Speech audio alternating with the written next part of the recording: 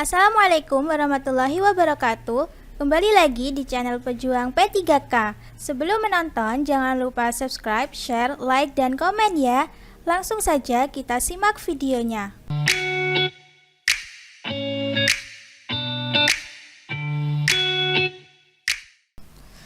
1. Menyimak sebagai sebuah keterampilan berbahasa karena A. Menyimak sambil melakukan aktivitas lain tidak mampu menanggapi secara tepat. B. Menyimak sambil melakukan aktivitas lain mampu menanggapi secara tepat. C. Membaca sambil menyimak mampu menangkap pembicaraan secara benar. D. Menyimak sambil menyanyi ternyata dapat menanggapi secara tepat. E. Menyimak sambil istirahat tidak mampu menanggapi secara efektif. Jawabannya adalah B. Menyimak sambil melakukan aktivitas lain mampu menanggapi secara tepat. Pembahasan.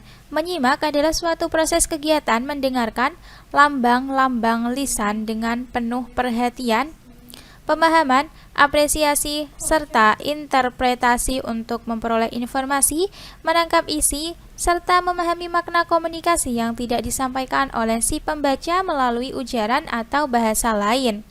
2. Salah satu prinsip merancang program remedial bagi peserta didik tampak pada kegiatan guru. A. Membuat rancangan pembelajaran khusus untuk siswa yang remedial.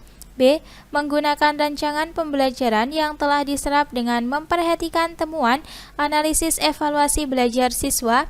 C. Menggunakan rancangan pembelajaran yang berbeda sama sekali dengan rancangan yang ada.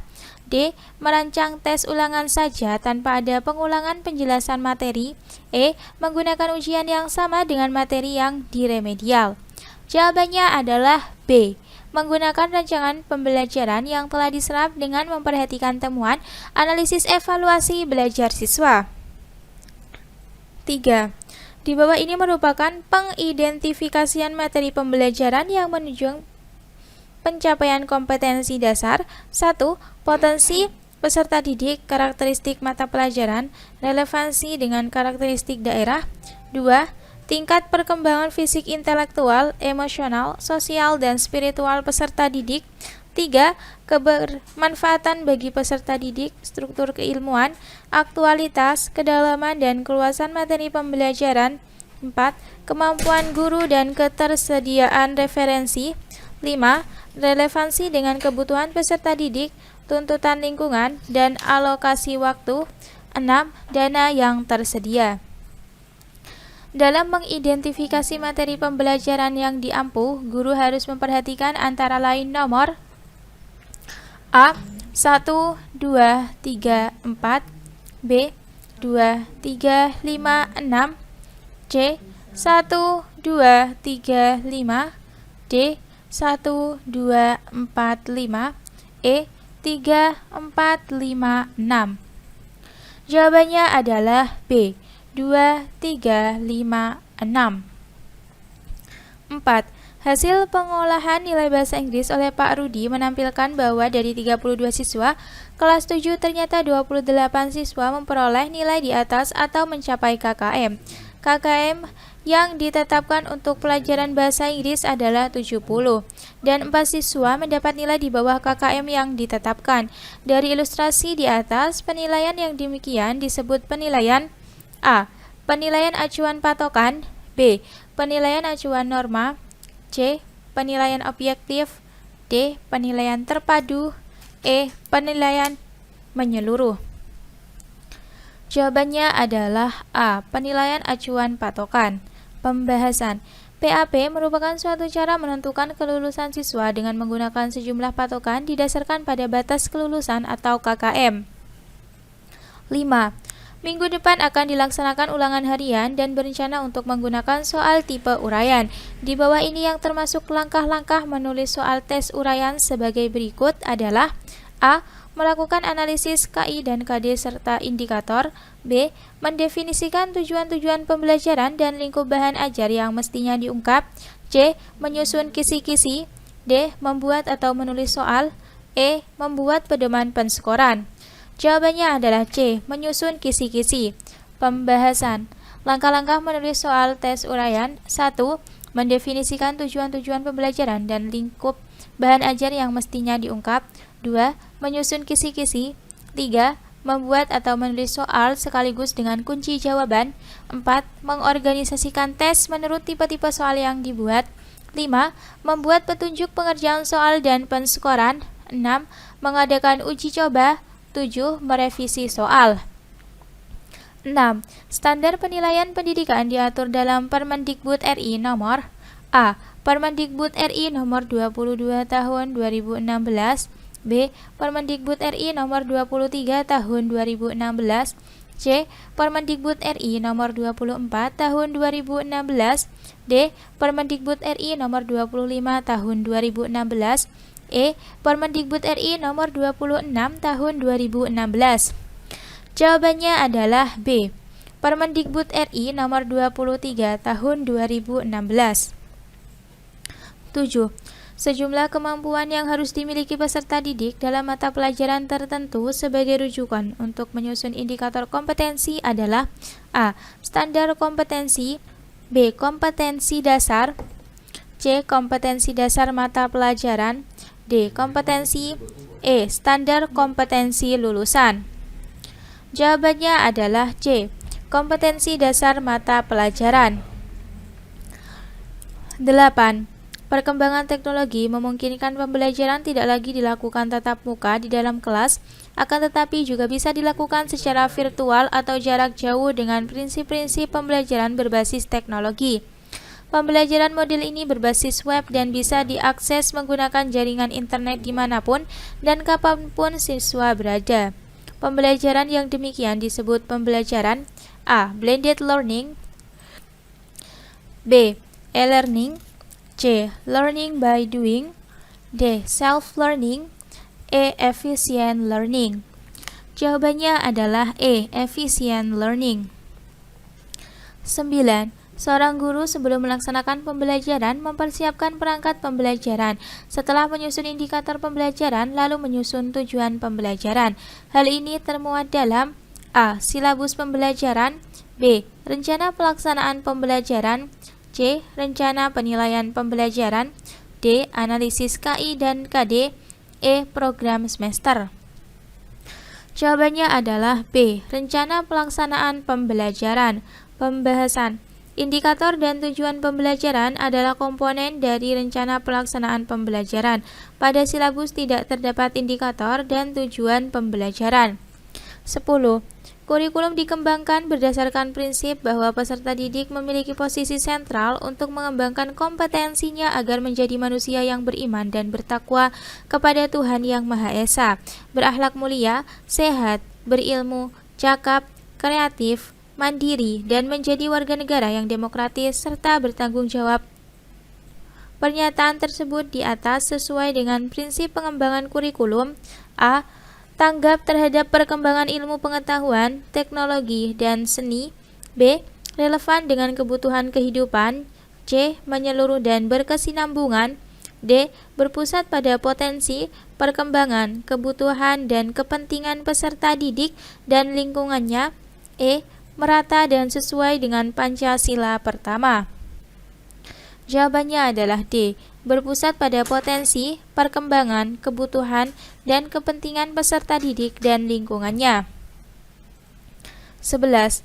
Perhatikan pernyataan berikut. 1. Faktor-faktor situasi yang tidak kondusif yang dialami siswa. 2. Kapasitas belajar atau tingkat kecerdasan umum terbatas atau rendah. 3. Kapasitas belajar atau bakat khusus tak sesuai dalam bidang tertentu. 4. Populasi siswa di dalam kelas terlalu besar. Pernyataan di atas yang merupakan faktor penyebab kesulitan belajar yang bersumber dari dalam diri siswa adalah pernyataan nomor A. 1 dan 2, B. 1, 2, 3, dan 4, C. 2 dan 3, D. 3 dan 4, E. 1 dan 3. Jawabannya adalah C. 2 dan 3. 12. Silabus dan RPP adalah pedoman bagi guru dalam melaksanakan pembelajaran yang berupa rencana pembelajaran. Perbedaan antara silabus dan RPP atau rencana pelaksanaan pembelajaran adalah: A. Silabus berisi kompetensi dasar dan RPP berisi kegiatan belajar yang diarahkan untuk mencapai kompetensi dasar. B. Silabus berasal dari pengembangan standar isi dan standar kompetensi lulusan dan RPP bersumber dari standar kompetensi lulusan. C. RPP dibuat oleh setiap guru dan silabus dibuat oleh tim guru. D. RPP dibuat oleh guru sedangkan silabus dibuat oleh satuan pendidikan. E. Silabus berisi rincian kegiatan pembelajaran sedangkan RPP berisi pendekatan penilaian hasil belajar. Jawabannya adalah A. Silabus berisi kompetensi dasar dan RPP berisi kegiatan belajar yang diarahkan untuk mencapai kompetensi dasar. Pembahasan. Silabus berisi kompetensi dasar dan RPP berisi kegiatan belajar yang diarahkan untuk mencapai kompetensi dasar KI dan KD dikembangkan dari standar kompetensi lulusan. Silabus dikembangkan dari KI dan KD sementara RPP mengembangkan KD ke dalam indikator pencapaian kompetensi dasar dan tujuan pembelajaran. RPP disusun oleh masing-masing guru sedangkan silabus dikembangkan oleh Kemendikbud. 13. Pada sebuah rencana pelaksanaan pembelajaran atau RPP, tertulis contoh rumusan indikator kompetensi, menjelaskan kondisi operasi sistem dan komponen perangkat keras. Jika pendidik ingin menyusun menjadi tujuan pembelajaran, maka rumusan yang tepat adalah A. Setelah melaksanakan proses pembelajaran melalui praktik, siswa dapat menjelaskan kondisi operasi sistem dan komponen perangkat keras berupa komponen input, komponen proses, dan komponen output. B. Setelah melaksanakan pembelajaran dan menggali informasi melalui diskusi, siswa dapat menjelaskan kondisi operasi sistem dan komponen perangkat keras secara benar. C. Siswa dapat menjelaskan operasi sistem dan komponen perangkat keras meliputi komponen input, proses, dan output secara benar. D. Menjelaskan kondisi operasi sistem dan komponen perangkat keras komponen input, proses, dan output tanpa melihat catatan. E. Setelah melaksanakan pembelajaran dan menggali informasi melalui diskusi materi, kondisi operasi sistem dan perangkat keras dan komponen perangkat keras secara benar tanpa melihat catatan. Jawabannya adalah B. Setelah melaksanakan pembelajaran dan menggali informasi melalui diskusi, siswa dapat menjelaskan kondisi operasi sistem dan komponen perangkat keras secara benar. Pembahasan. Tujuan pembelajaran meliputi komponen A. Audience, dalam hal ini siswa. B. Behavior, dalam hal ini perilaku peserta didik yang diukur misalkan menjelaskan kondisi operasi sistem dan perangkat keras. C. Condition, dalam hal ini kondisi yang diperlukan agar perilaku yang diukur dapat tercapai misalkan setelah melaksanakan pembelajaran. D. Degree, adalah tingkatan perilaku misalkan dengan benar, dengan teliti, dengan cepat, dengan akurat, dan lain-lain. 14. Rendahnya partisipasi peserta didik di kelas mendorong seorang guru menyediakan Google Drive agar karya peserta didik dapat tersimpan dengan baik sehingga memudahkan teman lainnya dalam memberikan sumbang saran terkait karya temannya. Hal ini merupakan pengintegrasian teknologi pada domain A. Penilaian terhadap peserta didik. B. Pemahaman terhadap peserta didik. C. Strategi pembelajaran. D. Pemahaman materi pembelajaran. E. Pengelolaan pembelajaran. Jawabannya adalah C. Strategi pembelajaran. Pembahasan. Contoh pemanfaatan teknologi untuk penilaian. Untuk mengukur pencapaian kompetensi guru menggunakan Google Formulir agar bisa untuk melihat perolehan skor secara cepat dan mendapatkan data indikator kompetensi apa yang belum tercapai. Contoh pemanfaatan teknologi untuk pemahaman peserta didik yaitu untuk mengatasi kebosanan para peserta didik saat pembelajaran, guru memanfaatkan game edukatif agar peserta didik tertarik dengan pembelajaran. Contoh pemanfaatan teknologi untuk pemahaman materi pembelajaran, rendahnya daya serap peserta didik terhadap kompetensi untuk mendorong guru memanfaatkan video edukatif yang terintegrasi YouTube dengan maksud agar peserta didik dapat belajar materi secara mandiri di samping kelas. Contoh pemanfaatan teknologi untuk pengelolaan pembelajaran, yaitu untuk memudahkan guru dalam menjelaskan materi X, guru memanfaatkan slide PPT. 15. Indikator atau IPK dalam RPP dikembangkan berdasarkan A. Standar kompetensi, B. Materi pembelajaran, C. Metode pembelajaran, D. Kompetensi dasar, E. Strategi pembelajaran. Jawabannya adalah D. Kompetensi dasar.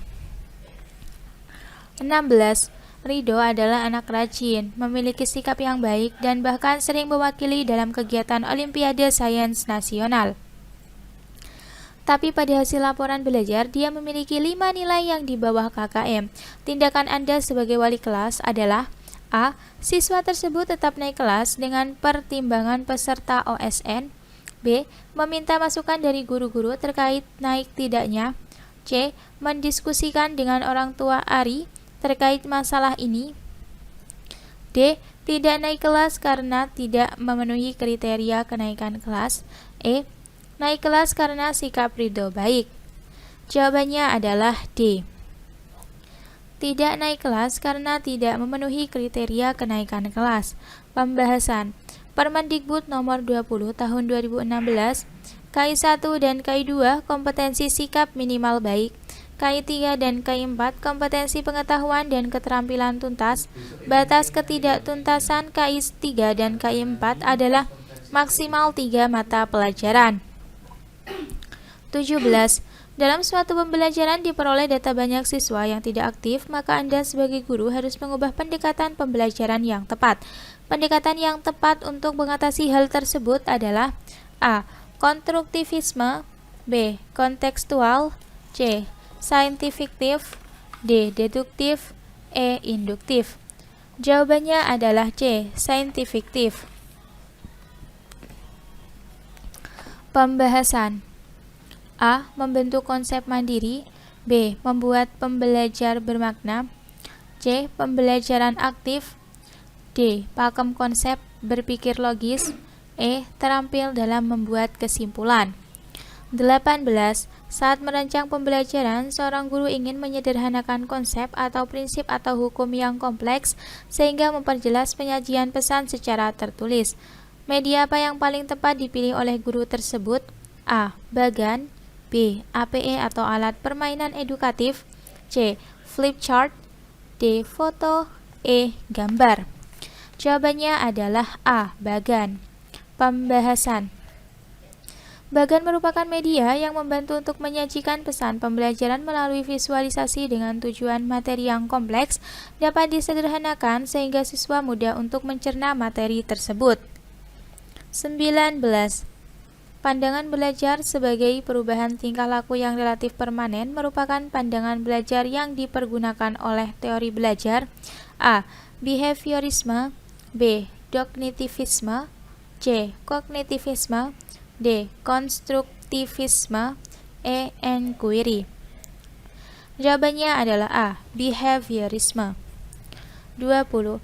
Standar Nasional Pendidikan RI terdapat dalam A. Peraturan Pemerintah RI Nomor 19 Tahun 2005, B.